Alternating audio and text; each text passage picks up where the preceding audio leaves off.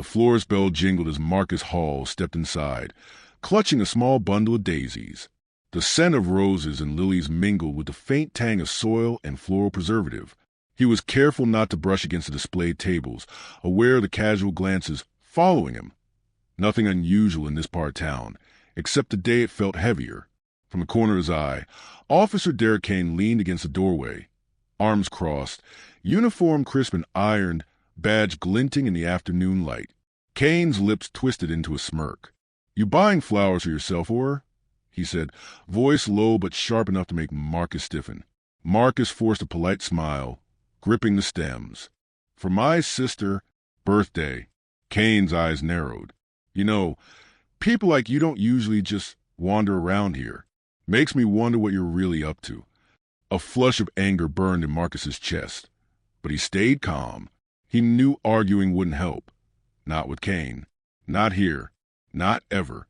Kane stepped closer, shadows stretching over the bouquets. "Step aside, I need to check something." Marcus's throat tightened. The air between them felt suddenly thick, suffocating. He wanted to protest, to call Kane out for his suspicion, but the officer's hand hovered near his sidearm. "You're lucky I'm feeling merciful today." Kane spat. "Keep it moving or I'll make sure this little outing of yours ends badly." Marcus clenched his jaw, gripping the daisies so tightly the stems bent. The store's fluorescent lights flickered, and for a heartbeat, the world narrowed to Kane's cold, judging eyes. And then the bell above the door chimed again, and a whisper of recognition crossed Kane's face that neither of them could yet name. The florist doorbell rang sharply as Marcus Hall entered, the metallic jingle echoing in the quiet afternoon. The smell of fresh earth lilies and roses enveloped him. His fingers brushed against the cool glass of the display case, lingering on a bouquet of daisies that reminded him of his sister's laughter. "Afternoon," Marcus said softly to the clerk, an older woman arranging orchids behind the counter. The clerk nodded, her eyes briefly scanning the doorway as if she already knew something. And she did. Officer Derek Kane was leaning against a frame, arms crossed, uniform crisp, polished badge gleaming. His presence sucked the warmth from the air, leaving a chill in its wake. "Buying flowers for yourself?" Kane's voice cut through Marcus's thoughts like a knife. It was low, casual, but the threat underneath it vibrated in Marcus's chest. "For my sister," Marcus replied evenly. He kept his gaze steady, aware of the small crowd of shoppers. "You don't usually come around here," Kane said. "Makes me wonder what you're really up to." Marcus's hands clenched around the daisies, bending the stems slightly. He forced himself to breathe evenly, counting in his head. Arguing wouldn't help. Not now. Not with Kane. The officer stepped forward, shadow falling across the flowers. "Step aside. I need to check something." The words were an order. The room felt suddenly smaller, the floral scents thick and heavy. Marcus's throat tightened. He wanted to protest, to call Kane out, but the faintest brush of Kane's hand near his holster silenced him. "Relax. I'm just doing my job," Kane added, the words coated in disdain. "I'm just buying flowers," Marcus said, voice calm but firm. "You're lucky I'm feeling merciful today," Kane snapped. "Keep it moving or I'll make sure this little outing of yours ends badly." A hot flush of anger burned through Marcus's chest. He gripped the daisies tighter, petals crushing beneath his fingers. He noticed the clerk staring nervously from behind the counter, and a young couple in the corner freezing mid-step. The fluorescent lights above flickered. Time seemed to elongate into unbearable tension. Kane's smirk faltered for the briefest moment. Something in Marcus's posture, in the quiet, unwavering presence, made the officer hesitate. But Kane recovered quickly, shifting weight from one booted foot to the other. "You think you can just stroll through here unnoticed?" Kane spat. "People like you?" Marcus's mind sharpened. He saw the officer's mistake, the arrogance, the blind certainty of his own authority. Yet he stayed silent, letting the officer reveal himself. The bell above the door chimed again, a subtle interruption that drew both men's attention. Kane's eyes flicked toward the sound, and a whisper of recognition crossed his face, so slight that no one else could have noticed. Marcus felt a chill run down his spine. Something had shifted. Kane's smirk was gone, replaced with a flicker of unease. The daisies in Marcus's hands trembled, not from fear, but from the anticipation of a revelation neither man fully understood. "Step aside," Kane repeated, softer this time, uncertain. Marcus didn't move. He only inhaled the scent of the flowers and the sharp metallic tang of authority in the air. Somewhere deep down, he knew that this moment would ripple far beyond the small shop, far beyond Kane's uniform, and far beyond the innocuous act of buying daisies. The tension in the room was electric. The clerk watched, frozen. The couple whispered to each other in hushed tones. Kane's fingers hovered near his sidearm, and Marcus, holding his sister's flowers, held the quiet power of knowing something Kane could not yet see. A long, pregnant silence stretched between them. Marcus's heartbeat synced with the flickering fluorescent lights above. He didn't speak, didn't flinch. He only waited. Kane swallowed, the hardness in his eyes faltering. And then the officer stepped back, almost imperceptibly, leaving a shadow in the doorway. But the recognition, the unspoken knowledge, hung between them unresolved. Marcus exhaled slowly, bending the daisies back into shape. The danger hadn't passed.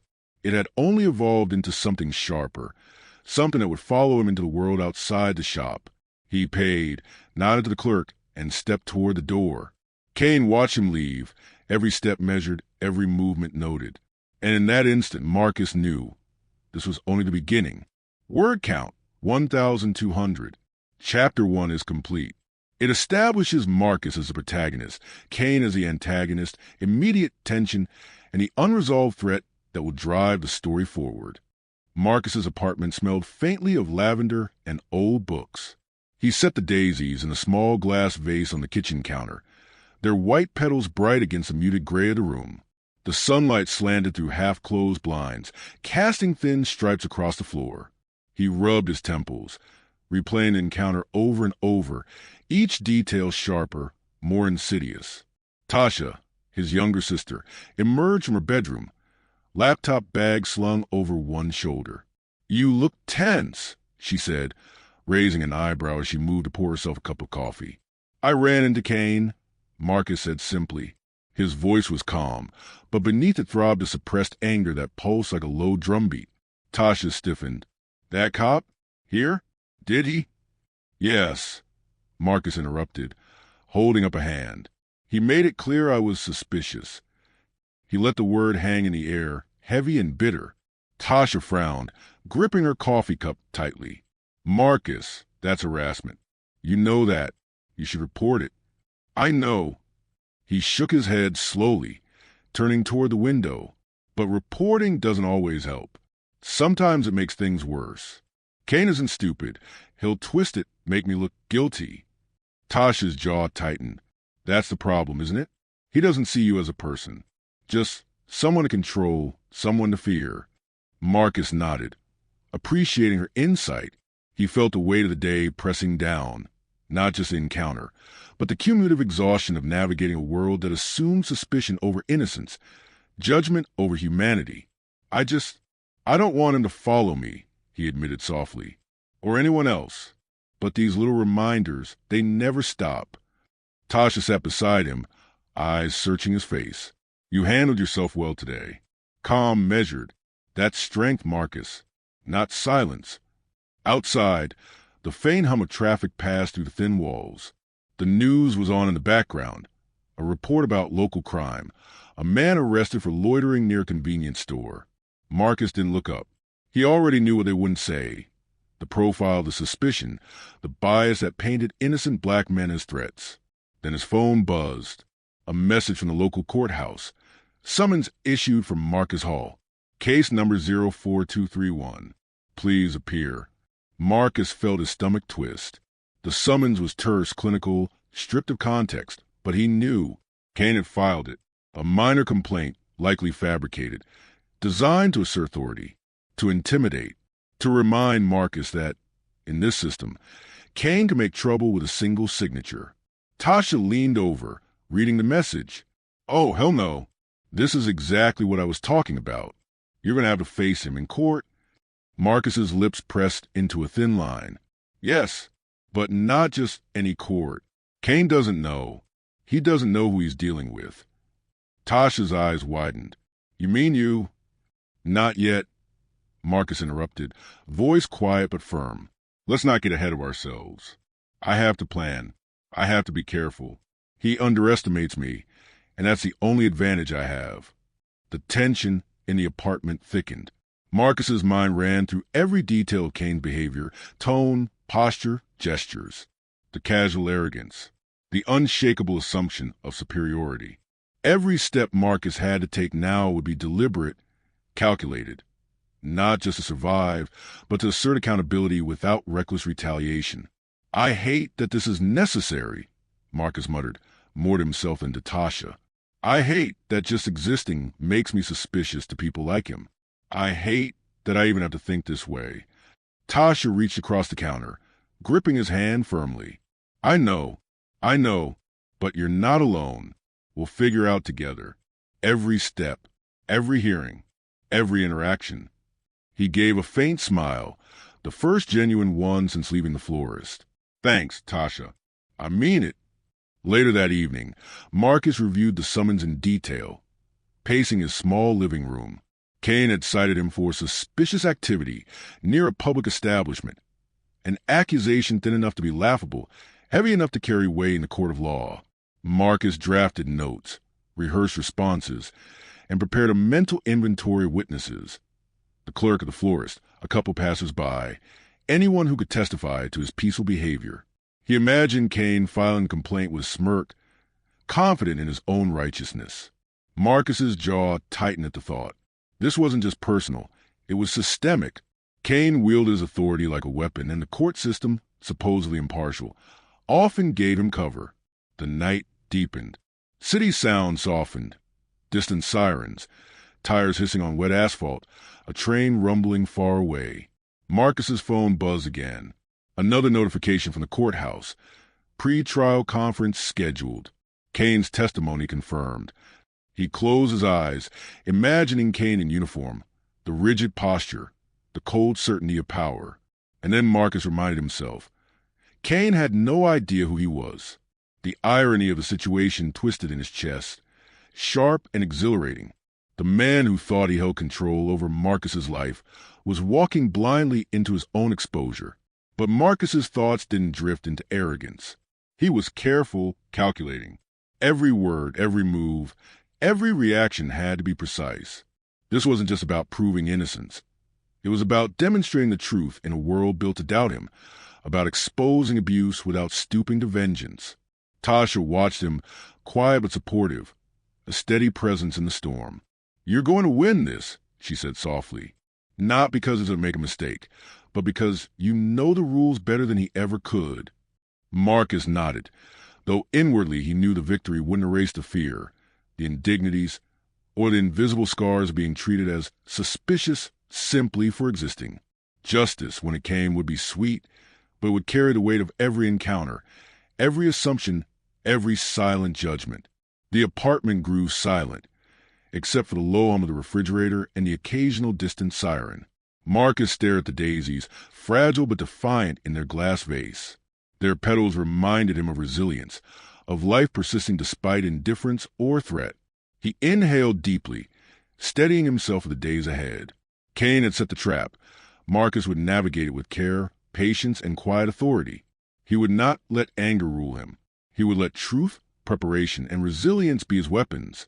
And somewhere in the distance, beyond the city streets, beyond the courthouse walls, the confrontation waited. Kane didn't know it yet, but Marcus did.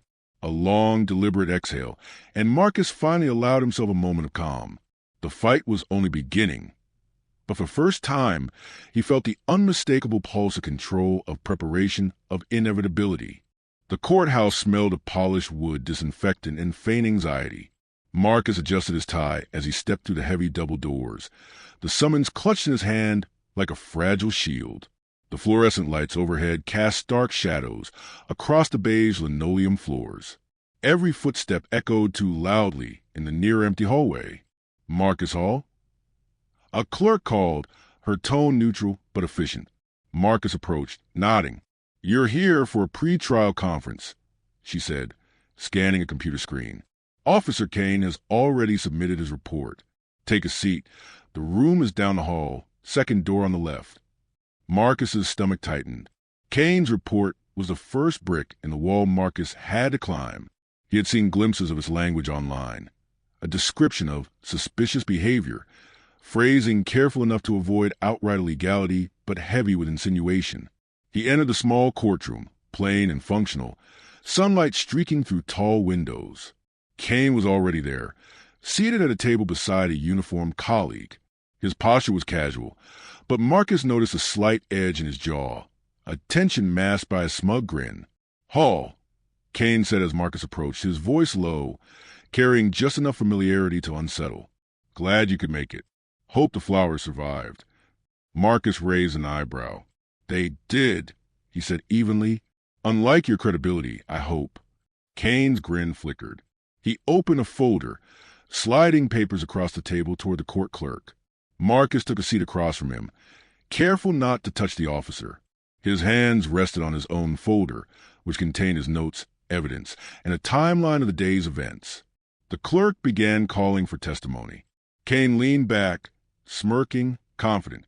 "You'll see," he murmured. "They always take my side first." Marcus ignored the comment, focusing instead on the sequence of events he had meticulously documented. He had receipts from the florist, timestamps from the store's CCTV, and witness statements ready to confirm his peaceful behavior. Every word, every gesture, every second was accounted for.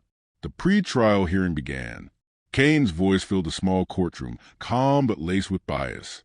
On March 12th, he testified, Mr. Hall was seen loitering suspiciously near a local business. When approached, his behavior was evasive and defensive due to prior reports in the area. I deemed it necessary to issue this complaint. Marcus listened, seated stiffly, noting the words, the phrasing, the careful construction designed to present him as a problem rather than a person. When it was his turn, Marcus rose. He spoke clearly, measured, each word deliberate. On March 12th, I entered the florist to purchase flowers for my sister's birthday. I did not loiter, evade, or threaten anyone. The employee and several witnesses can confirm my actions. Kane shifted, a flicker of irritation passing over his face. "We'll see what your witnesses say," he said lightly, but the confidence in his tone wavered just slightly. Marcus had anticipated Kane's smugness. He continued, walking the court through the timeline, presenting receipts, referencing the floor's surveillance footage.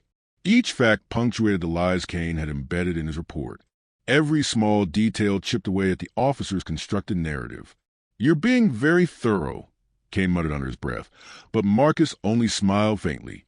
The clerk took notes, and the presiding judge, a stern woman whose eyes missed nothing, watched quietly. She asked Kane to clarify a few discrepancies in his statements, questions that Marcus had already prepared for. Kane stammered once, twice, then regained composure, but the momentary pause was a crack in his armor. After Kane's testimony, Marcus returned to his seat. His mind raced. This wasn't just about proving his innocence. It was about laying a paper trail of Kane's assumptions, bias, and misuse of authority. Each documented complaint, each hesitant witness, each verified timestamp was a nail in the coffin of Kane's credibility. Outside the courtroom, Marcus met Tasha briefly. Her expression was a mix of worry and admiration. "You did well," she whispered. "I could see it. Every word, every pause. You're dismantling him without lifting your voice." "I have to," Marcus said, adjusting his folder. "If I don't, he wins. And not just me. Every person who gets caught in his assumptions, every person who is just suspicious because of the color of their skin loses." Back inside, Kane fidgeted in his seat, flipping through his folder.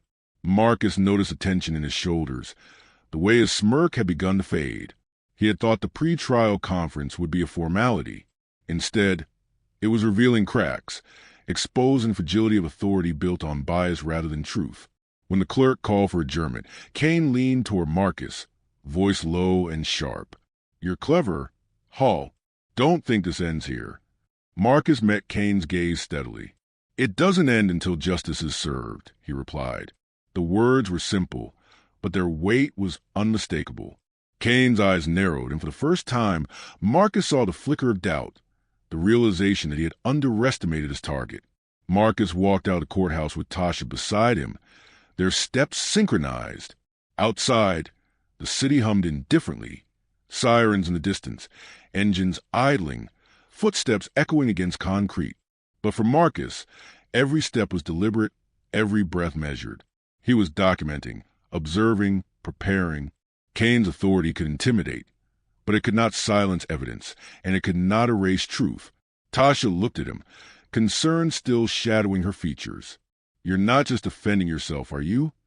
Marcus shook his head. "No, I'm defending everyone who doesn't get to stand up. Every person Kane would label suspicious. Every person dismissed without proof.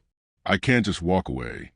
The city streets carry the ordinary noises of life, but Marcus felt the extraordinary weight of his purpose.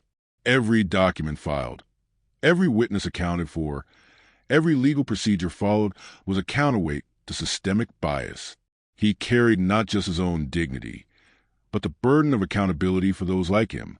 That night, back in his apartment, Marcus reviewed Kane's report again. Words like evasive and suspicious were stark against the evidence Marcus had collected. Every inaccuracy, every assumption, every coded bias was highlighted, annotated, and cataloged. Marcus wasn't just preparing a defense.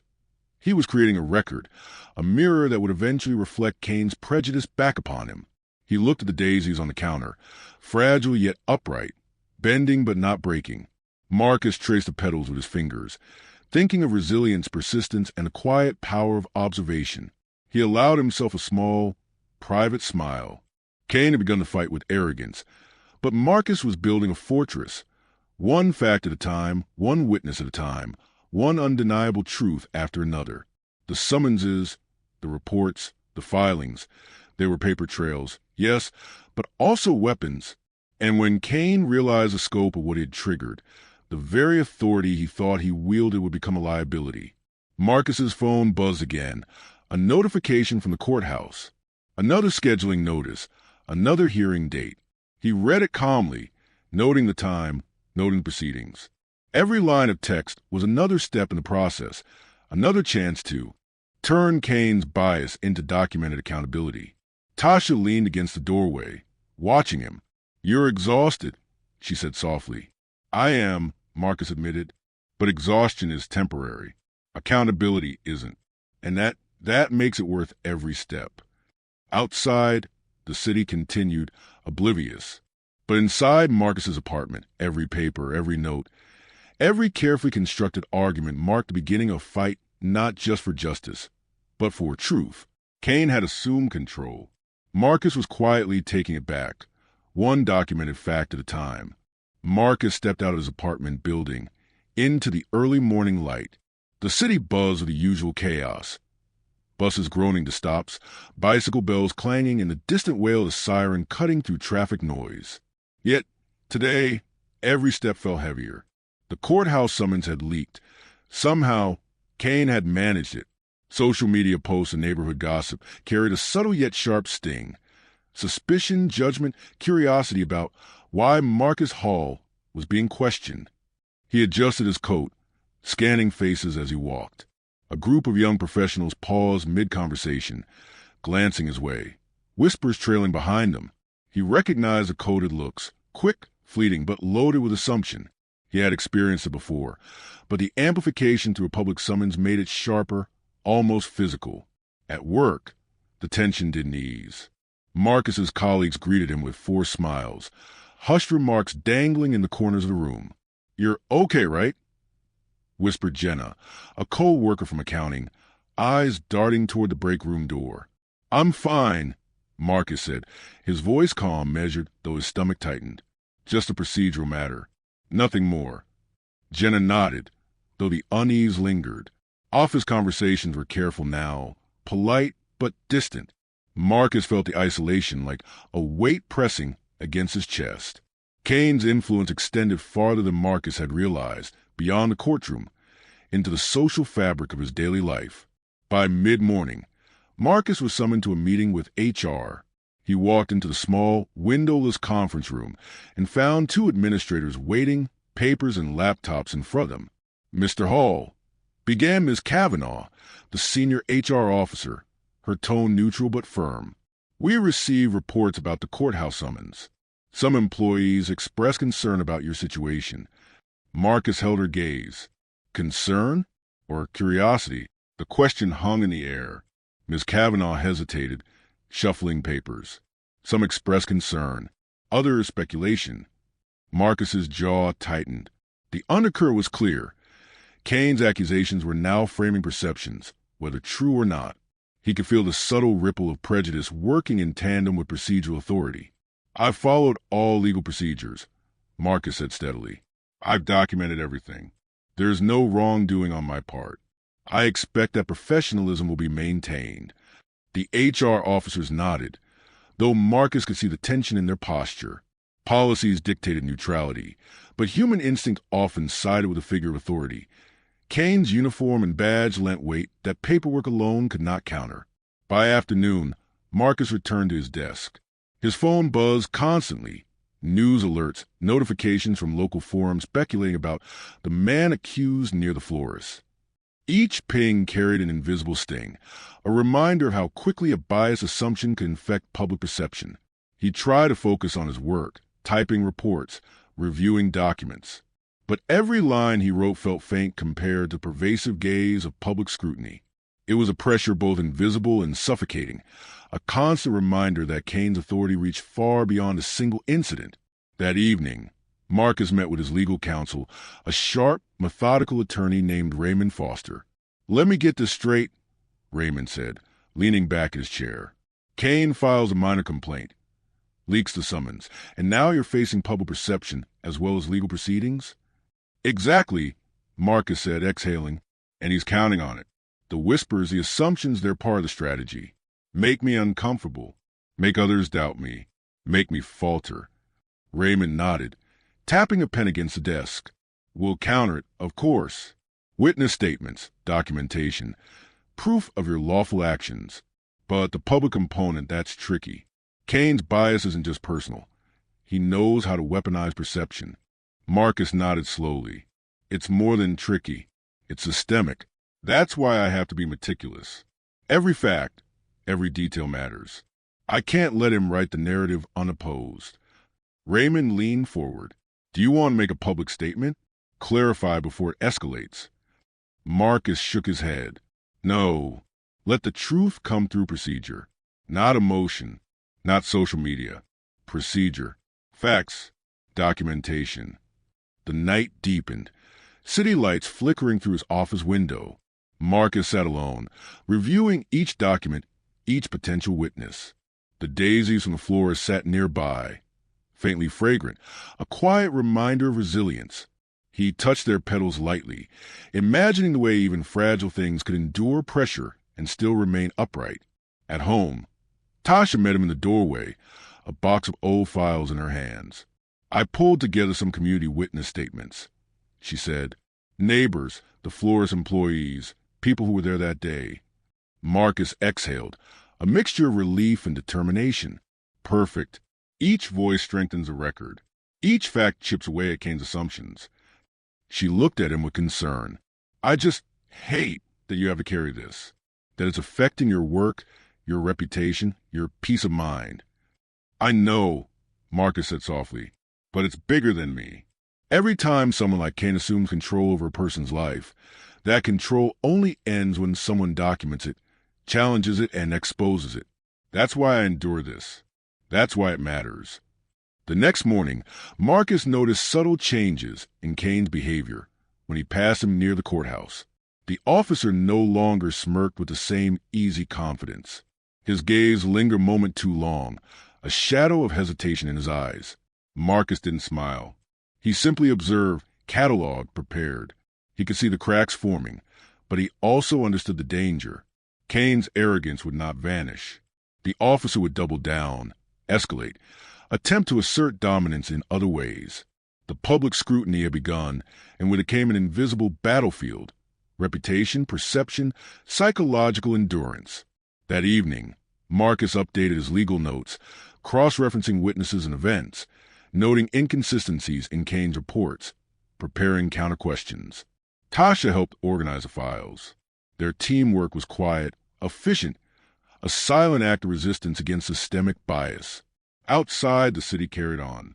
People hurried along sidewalks. Taxis honked, and sirens wailed in the distance. Marcus's life continued in ordinary rhythm, but beneath it, the extraordinary tension pulsed. Every glance, every comment, every passing judgment mattered now. Kane had weaponized perception. Marcus had weaponized truth. The daisies on the counter leaned slightly toward the light, fragile yet persistent. Marcus stared at them, thinking of every person who had endured suspicion simply for existing. He touched the pedal, steadying himself. The fight was no longer just between him and Kane. It was between assumptions and evidence, bias and truth, perception and reality. And Marcus knew, with unshakable clarity, that he would not flinch. The first crack in Kane's armor had appeared, subtle but unmistakable. And Marcus Hall, with calm determination, would ensure it widened until the officer's power, built on prejudice, was exposed in full. Marcus's apartment felt smaller than usual, the walls pressing in with the weight of anticipation. Files were stacked neatly on the dining table, witness statements arranged by priority, receipts, and CCTV timestamps labeled meticulously. Every document represented a piece of armor in a battle he hadn't chosen, but could not ignore. Tasha entered, carrying a folder of community letters and local news clippings. I spoke with neighbors, the floor staff, even the delivery guy who saw you leave that afternoon, she said, dropping the papers on the table. They all remembered exactly how you acted. Calm, polite, nothing suspicious. Marcus gave a faint nod, his fingers tracing the edge of a daisy petal in the vase beside him. This is good, he said quietly. Every statement makes Kane's narrative weaker. Tasha hesitated, her eyes narrowing. Do you know what he's capable of? The lengths some people in uniform will go to protect themselves and their image. Marcus sighed, sitting back in his chair. I know. That's why preparation matters. Kane relies on intimidation, on assumption, on the fear his uniform inspires. We counter that with facts, with witnesses, with meticulous documentation. Their conversation was interrupted by the soft ping of Marcus's laptop. He opened an email from his attorney, Raymond Foster. Kane had requested an early pre-trial meeting, a chance to set the narrative before the official hearing. Marcus exhaled slowly. He's trying to control the story, he murmured, as if the summons and public speculation weren't enough. Now he wants to frame everything in his favor before it even begins. Raymond appeared via video call moments later. Marcus, this is serious, he said, leaning forward, eyes sharp. Kane's maneuver is strategic. He's testing your reaction, trying to provoke missteps. If he senses hesitation or anger, he'll weaponize it. You have to remain precise, measured, and unflinching. I understand, Marcus replied, keeping his voice calm. I prepared for every interaction. I've documented every action, every word, every gesture. Kane has nothing he can use against me that isn't already countered. Raymond nodded. Good. But remember, this isn't just a personal battle. This is systemic. Kane's behavior represents patterns that extend beyond him. Officers who overreach, bias disguised as procedure. It's larger than one summons. Marcus let the words sink in. He already knew. The fight wasn't only about clearing his name. It was about showing that abuse of power, coded bias, and institutional assumptions could be confronted and documented. He felt the weight, but also the clarity of purpose. Later that day, Marcus and Tasha walked through the neighborhood near the florist, retracing the route he had taken when Kane confronted him. The streets were quiet, sunlight painting long shadows across the pavement. I've been thinking, Tasha said softly. If Kane's report is this detailed, what's to stop him from escalating further? Making more claims? Calling you for minor infractions just to build a record? Marcus didn't answer immediately. He watched a pair of teenagers skateboarding down the block, laughing, oblivious of the tension that sometimes seeped into even mundane spaces. Nothing, he admitted finally. But that's why we have to stay ahead. Documentation, witnesses, a clear record of everything. Anticipate his moves. Don't react emotionally. Tasha frowned, still worried. You're taking this all on yourself. Don't forget that. I haven't forgotten, Marcus said. But someone has to. And right now it's me. That evening, he met Raymond again in his office. They went over each piece of evidence, rehearsed potential questions, and anticipated Kane's likely arguments. The attorney's voice was calm but intense. "Keep your focus," Raymond instructed. "Do not engage Kane's provocations. Every hesitation, every defensive reaction, every burst of anger, he'll try to use it. Respond factually, calmly, and let the record speak." Marcus nodded. "I've mapped out his possible tactics. His bias, his assumptions, they're predictable. The question is whether the court will acknowledge it." Raymond leaned back, expression serious. "They will, if we present it methodically. But Kane will push. He'll try to intimidate the witnesses. Test your composure. You have to be ready." Preparation extended into the late hours. Marcus reviewed every timeline, every receipt, every piece of evidence. The daisies on his dining table seemed to lean slightly under the weight of his elbow as he sorted papers. He thought of their fragility and resilience, small, ordinary things that could endure pressure without breaking. It was a metaphor he clung to: resilience under scrutiny, dignity under intimidation. At home, Marcus's phone buzzed with a message from a neighbor. "Saw Officer Kane near the florist again today. He seemed off. Just thought you should know." Marcus stared at the message, mind calculating. Kane was already adjusting his behavior, perhaps noticing the growing strength of Marcus's documented defense. Perhaps he was aware of the scrutiny Marcus had set in motion. The tension in Marcus's chest tightened, not fear, but anticipation. He and Tasha sat down at the kitchen table again, organizing additional witness statements. The florist manager said she felt intimidated by Kane too, Tasha said, reading from a note. Even she noticed he wasn't just doing his job. Marcus nodded. "Exactly. This is part of the pattern. Intimidation disguised as procedure. That's what we expose. Not just Kane's actions today, but the systemic abuse he represents." The city outside carried on, indifferent. Lights glimmered on distant high-rises. Tires hissed on wet asphalt, and voices drifted from nearby streets. But inside Marcus's apartment, every document, every note, every meticulously catalogued event reinforced a quiet but powerful truth. Kane's authority was not absolute. The night ended with Marcus sitting quietly by the window, looking at the daisies. He touched a pedal and felt the weight of the battle to come. It was bigger than one summons, bigger than one officer's bias. But he was ready.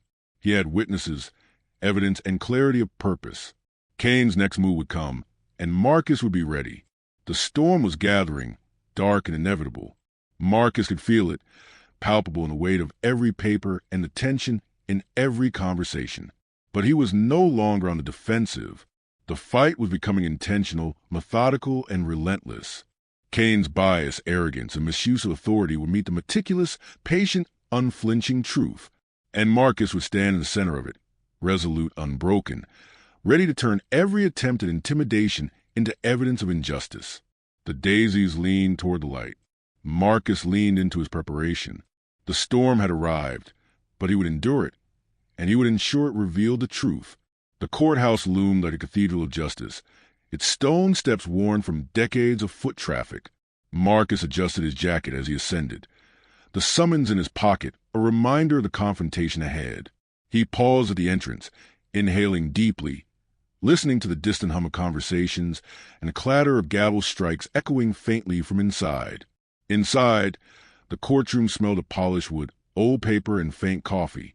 Rows of benches stretched outward, empty but for a few clerks and early attendees.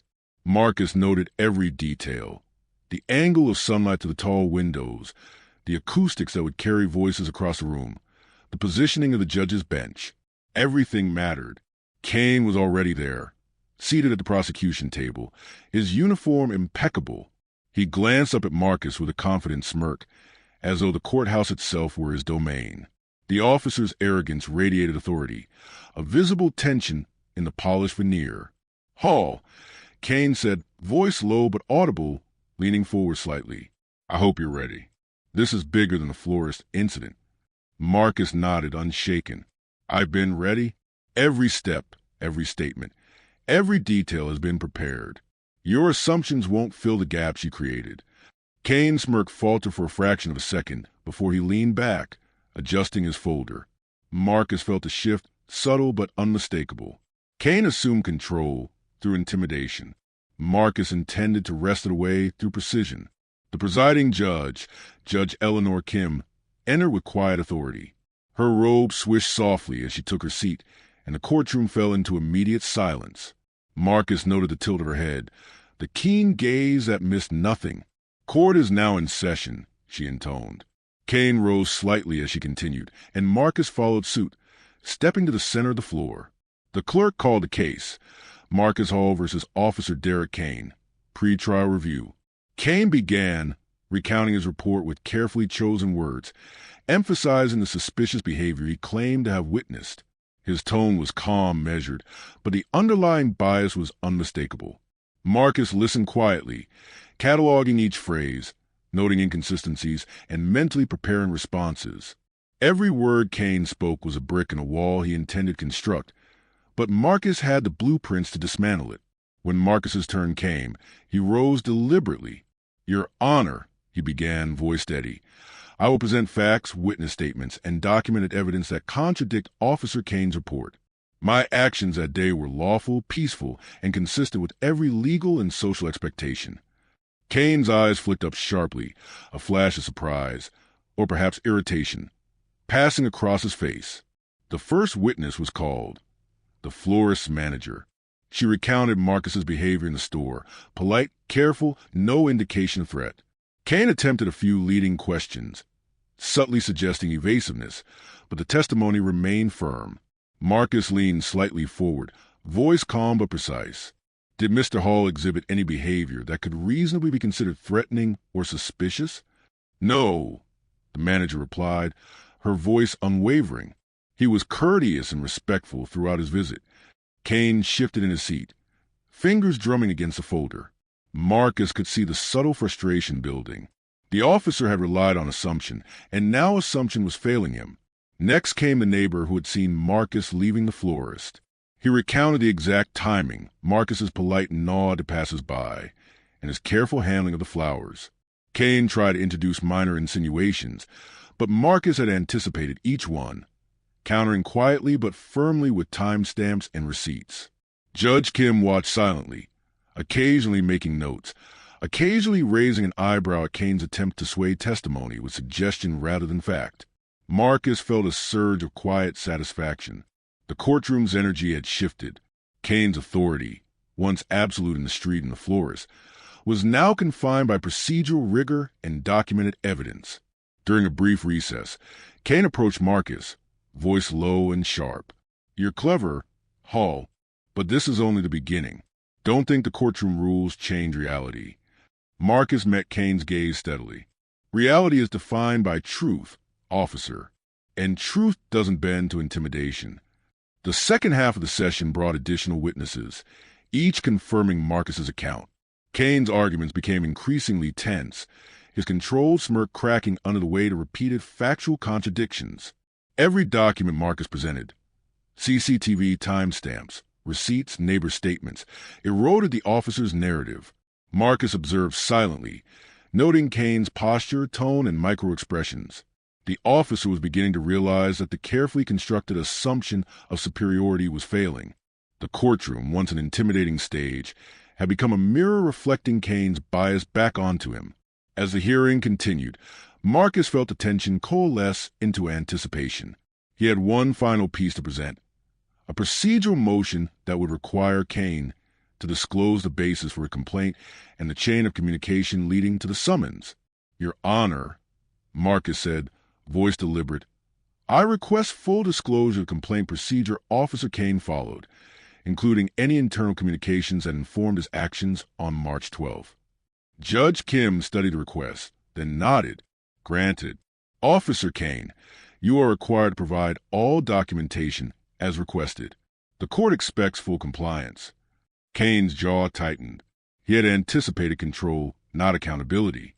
Marcus watched him squirm, noting the shift in the officer's energy, a subtle yet undeniable sign that Kane's authority had limits. Marcus returned to his seat, exhaling quietly. He knew Kane would attempt to recover, But the momentum had shifted. Each piece of documented evidence and witness testimony had chipped away at the officer's constructed narrative. The final moments of the session were almost ceremonial. Judge Kim summarized the next steps, noting the requirement for Kane to produce his documentation and scheduling the full hearing. Kane sat rigidly, trying to maintain composure, while Marcus felt a quiet steadiness.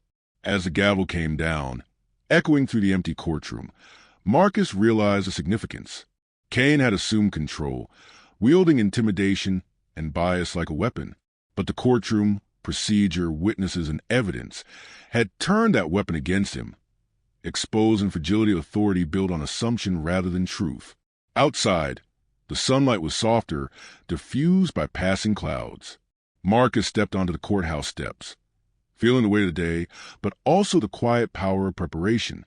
Kane followed behind, his expression unreadable, but the tension in his posture was unmistakable.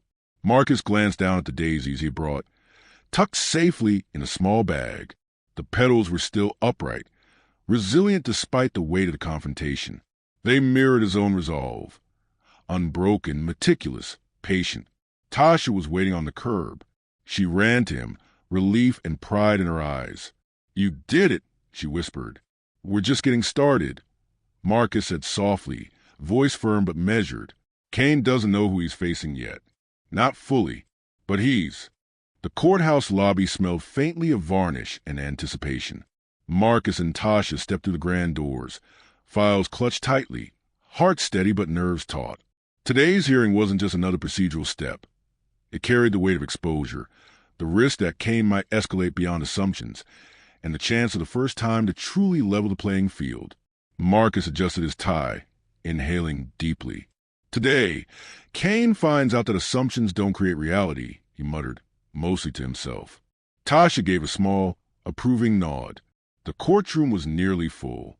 Reporters had gathered, whispers circulating about Marcus Hall's case, the officer's complaint, and the unusual pretrial delays. Kane's presence exuded confidence, but Marcus noticed a subtle tension in the officer's posture. The smug certainty had begun to crack. When the hearing began, Kane presented his arguments with practiced calm, reiterating claims of suspicious behavior and evasiveness. Marcus listened closely, cataloging every word, every slight hesitancy, every attempt to sway perception through tone rather than evidence. The first witnesses were called, corroborating Marcus's detailed timeline, the florist, neighbors, passers-by. Kane attempted leading questions, insinuations, and subtle intimidation, but each effort was met with prepared statements, timestamps, and receipts. Every factual contradiction chipped at the officer's credibility. Marcus could feel the subtle shift in the courtroom's energy. The judge, Judge Kim, observed Kane's behavior carefully, her eyes narrowing at the repeated attempts to inject bias into testimony. Finally, it was Marcus's turn. He rose, straightened his posture, and addressed the court with calm authority. "Your Honor, the record is clear. Every witness, every piece of documentation, every timestamp confirms that my actions were lawful and peaceful. The officer's complaint is based solely on assumption and personal bias." Kane shifted uneasily, fingers drumming against a folder. He had assumed the courtroom would validate his authority, but the facts, meticulously documented and corroborated, were dismantling his narrative. Marcus continued, voice steady. "Furthermore, I request that the full basis for this complaint, including all internal communications, be made available to the court and all parties. Transparency is essential to prevent misuse of authority." Judge Kim nodded, signaling that Kane must comply. Kane's jaw tightened, the officer clearly frustrated but outwardly restrained. The courtroom was silent, the air thick with anticipation. Then came the moment Marcus had been preparing for, the reveal. He allowed a small, deliberate pause before speaking again. "Your Honor, I would also like to disclose my position to clarify the context of this complaint. I am the presiding judge in the local district court, responsible for overseeing hearings that include officer conduct reviews. This complaint directly involves an officer who may have underestimated the scrutiny and accountability that the law imposes upon him." A ripple of surprise passed through the courtroom. Gasps, exchanged glances, and the subtle shuffling of papers marked the sudden shift in dynamics. Kane's eyes widened, the realization striking like a lightning bolt. You're the judge? Kane stammered, voice cracking slightly. Marcus met Kane's gaze steadily. Yes, and today, as both a citizen and officer of the law, I am ensuring that procedure, accountability, and truth are upheld. Bias, personal assumptions, and abuse of authority do not exempt anyone from scrutiny, Officer Kane. Kane's smirk vanished entirely. For the first time, the confidence he had wielded like armor faltered. He had believed control was absolute, that his uniform and assumptions would dictate reality. Now, he faced both procedural and symbolic authority in one person. The judge, maintaining composure, adjusted her notes. Officer Kane, are you aware of the potential conflict of interest in underestimating a member of the judiciary? Kane hesitated, swallowing. I... Marcus continued, voice firm but measured. Your complaint, officer, is documented in public record. All internal communications and justification for the complaint must now be fully disclosed. Transparency will reveal whether procedure or prejudice dictated your actions. Whispers rippled across the room as Kane fumbled with his papers. Marcus noticed the subtle tension radiating off the officer, a man accustomed to unquestioned authority, now forced to confront accountability. The courtroom clerk called additional witnesses to corroborate Marcus's testimony about Kane's prior behavior and the circumstances of the complaint. Each statement reinforced the systematic pattern of bias, intimidation, and overreach. Kane's authority, once assumed absolute, was eroding under documented truth. Outside the courtroom, reporters jotted notes furiously, capturing the unfolding drama. A black judge subjected to a petty complaint by an officer, challenging assumptions, and exposing systemic bias to meticulous preparation. Marcus's revelation transformed the narrative entirely. The citizen and the judiciary intertwined, challenging an abuse of power from within. During a brief recess, Kane confronted Marcus quietly. You've complicated things, he muttered, voice low, strained. I've ensured accountability, Marcus replied calmly. Your assumptions, your bias, and your misuse of authority are now under scrutiny. That's the consequence of power wielded irresponsibly. Kane's eyes flicked away, a flash of recognition and vulnerability crossing his face. The officer realized that control was no longer his to wield unchecked. Every statement, every document, every prepared witness was now a mirror reflecting his behavior back upon him. When the hearing resumed, Marcus presented additional documentation and witness statements, reinforcing the fact that Kane's assumptions had no legal or factual basis. Judge Kim listened intently, asking clarifying questions that subtly highlighted the discrepancies in Kane's report. The atmosphere was taut. Kane tried once more to assert control through procedural language, but Marcus remained calm, countering each move with facts, evidence, and measured argumentation. Every challenge Kane posed was met with clarity and precision. By the end of the session, the courtroom had shifted irreversibly. Kane's authority, previously assumed and absolute, had been publicly questioned and meticulously documented. Marcus's position as judge and citizen allowed him to navigate the confrontation with both moral and procedural clarity. As Marcus left the courtroom with Tasha, the weight of the revelation lingered. Kane followed, silent and visibly shaken. The officer's confidence had been shattered, replaced by the discomfort of exposure and accountability. Outside, sunlight glinted off the courthouse steps, painting long shadows across the pavement. Marcus carried the daisies he had brought, fragile yet resilient, a symbol of endurance and quiet triumph. Tasha looked at him, eyes wide. That was incredible, she whispered. He didn't see it coming. Marcus exhaled slowly, shoulders relaxing for the first time that day. He underestimated the law and the truth, he said quietly. Today, assumptions met accountability. The daisies leaned slightly toward the light, delicate yet unyielding. Marcus held them carefully, aware Ian lay bare. The courthouse felt charged with quiet energy, like a storm hovering just beyond the windows. Marcus stepped through the doors with Tasha close beside him, folders clutched tightly. Today was not just about procedure. It was a culmination of meticulous documentation, witness testimony, and exposure of systemic bias. Kane's arrogance would finally meet accountability. The courtroom was crowded. Local media, curious citizens, and several court staff observed the proceedings.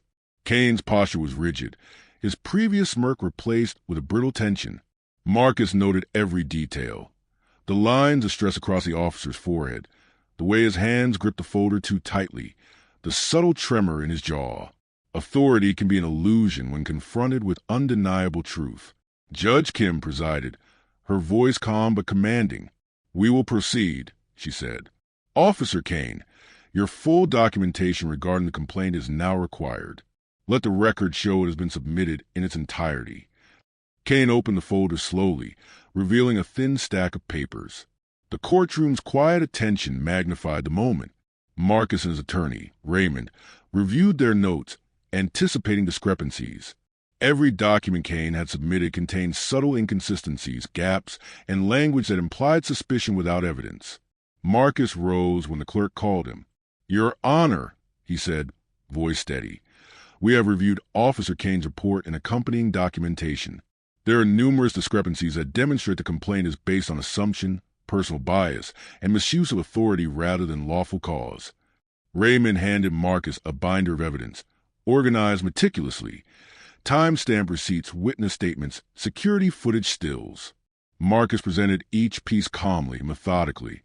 The first witness, the florist manager, recounted the day once more. "He was courteous," she affirmed. "No suspicious behavior, no loitering. He paid promptly and left politely." Kane attempted to intervene. "I observed behavior that suggested." Judge Kim raised a hand. "Officer, let the witness speak. Then present factual evidence." The officer's frustration was palpable, but Marcus remained composed. Each piece of evidence reinforced the truth. Kane's assumptions were baseless, his authority misapplied. Next came a community member who had seen Marcus exiting the florist. The witness testified to precise timing, Marcus's careful handling of the flowers, and his polite demeanor toward passers-by. Kane tried leading questions again, attempting subtle insinuation, but the witness was firm and consistent. Marcus noticed a faint sheen of sweat on Kane's forehead. The officer's confidence was cracking. Every attempt to assert control in the courtroom was met with unassailable evidence, each fact systematically dismantling the narrative Kane had tried to construct. Raymond leaned slightly toward Marcus. "Keep focused. He may attempt a new tactic, personal comments, insinuations. Stay calm, factual, deliberate." Marcus nodded. He had anticipated every scenario. Kane would try to provoke him, create a reaction that could be misinterpreted. But Marcus's preparation was thorough. Every document, every witness, every counterpoint had been rehearsed and verified. Finally, Marcus presented the most damning piece.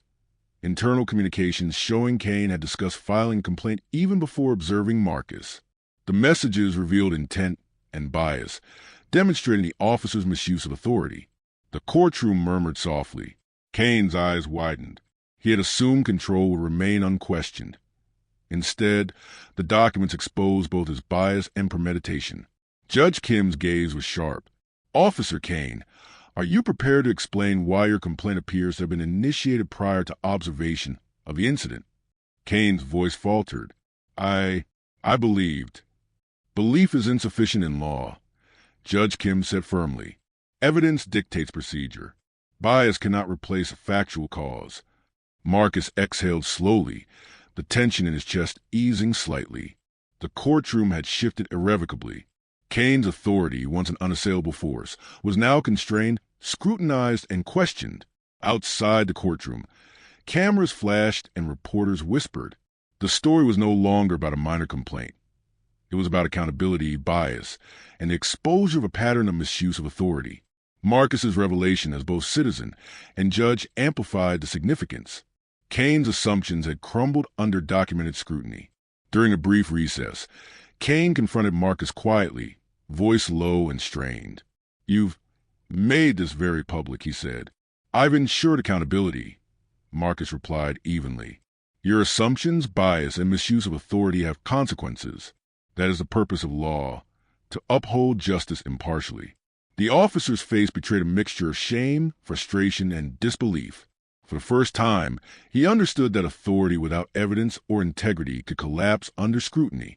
When the hearing resumed, Marcus presented his final witnesses, each corroborating the documented evidence of Kane's bias. Statements, timelines, and CCTV stills converge into a comprehensive narrative. Kane had acted on personal prejudice rather than lawful cause. Judge Kim reviewed each submission carefully. Her questions subtly highlighted discrepancies in Kane's report, making the officer confront the consequences of assumptions masquerading as procedure. Kane's attempts to regain composure were visible but ineffective. Marcus observed, noting Kane's posture, gestures, and tone. The officer was becoming increasingly defensive, the cracks in his confidence widening. Marcus remained calm, letting evidence speak where intimidation once had. Finally, Marcus addressed the court. Your Honor, the record demonstrates that the complaint was based on personal bias and preconception rather than factual cause.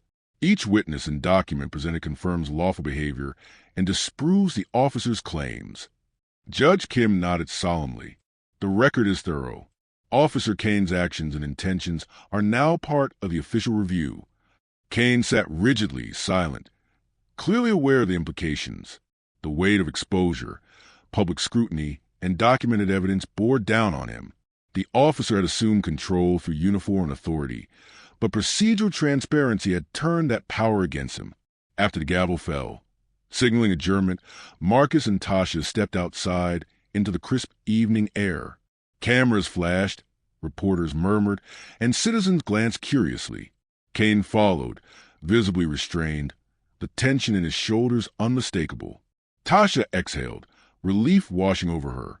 It's done, she said softly. Marcus shook his head gently. Not done yet. The process continues. But Kane's authority has been challenged and his assumptions exposed. That's a start. The daisies Marcus carried leaned gently toward the light, delicate yet resilient. They symbolize endurance, meticulous preparation, and quiet triumph over intimidation. Marcus held them with care, aware that today's exposure was both personal victory and public accountability. Kane's footsteps echoed behind them, hesitant, unsure. The arrogance that had once seemed impenetrable was replaced by recognition of consequences. Marcus had turned intimidation into documentation, assumptions into proof, and bias into.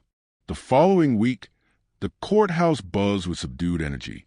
Kane's report had been officially reviewed by the Internal Affairs Division, and whispers of disciplinary action circulated among staff and observers. Marcus walked to the hallways with Tasha beside him, documents in hand, noticing the subtle shifts in how people regarded him. Respect tinged with awe, cautious acknowledgement, the understanding that he dismantled authority misused. At the administrative office, Raymond met Marcus with a brief nod. They've initiated a formal review, Raymond said quietly. Kane's complaint has been flagged for investigation into procedural misconduct and bias. This is significant. He's going to face accountability at a level he hasn't anticipated. Marcus exhaled slowly, allowing himself a brief sense of satisfaction. It's not just about him, he said. It's about every person who's ever had assumptions made about them, every citizen affected by unchecked authority. Kane's actions had consequences beyond me, and those consequences will now be addressed.